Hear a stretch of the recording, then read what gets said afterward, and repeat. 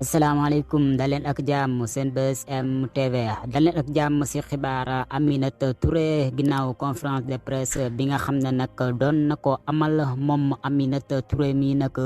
ma ngay génn doon def ay révélation ginnaaw bi nga xamee ne nag amal na bile conférence de presse mu ngay wax ne nag ma ngay jot ay menace de mort moom Aminata Touré ak ay saagay ndey yoo xam ne daal takkar naase na jëmee si ñi nga xam ne nag ñoo di waa PDS yi ak ñi nga xam ne nag ñu ànd ak kii di président Macky Sall moom Aminata Touré muy wax ne ma ngay jot ay menace de mort yu tara si côté yëpp nag moom Aminata Touré mi mu nekk nag loo xam ne doy na waar loola ginnaaw kàddu yi nga xam ne nag amal na ko di wax ne nag ñi di waa PDS ak ñii ànd ak Macky Sall waa APR dañuy def li nga xam ne nag moo di ab deal boo xam ne nag dañoo bëgg daal di indi ki nga xam ne moo di Karim Wade nag daal di koy fal li nga xam ne moo di présidentielle yi nga xam ne moo di ñëw di atum 2024 ginnaaw kaddu yooyu nga xam ne nag daal dina koy génnee moom Aminata Touré du wéet si boobee xeex ndax kii di Ousmane Sonko ma ngay wax ka ne nag boobee xeex moom Aminata Touré du si wéet ndax dinañ ko jàppale si côté yëpp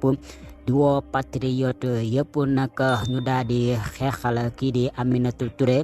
gannaaw menaces yi nga xam ne nag ma ngi koy jot kon bile xeex moom Aminata Touré na jàpp ne du si wéet mu nekk nag mbir mu doy waar moo xam ne nag ma ngay xew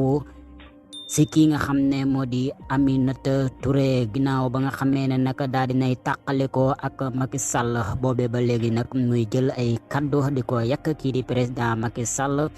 li si gën a fës sax mooy que lii di maanaam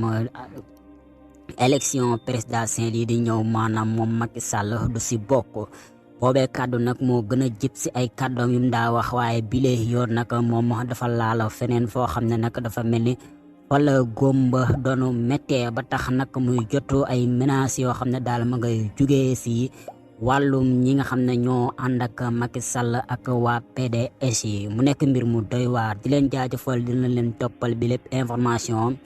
ana fana lay mujjee jaa ngeen jëf si topp bi ngeen di topp seen bi di Buzz M TV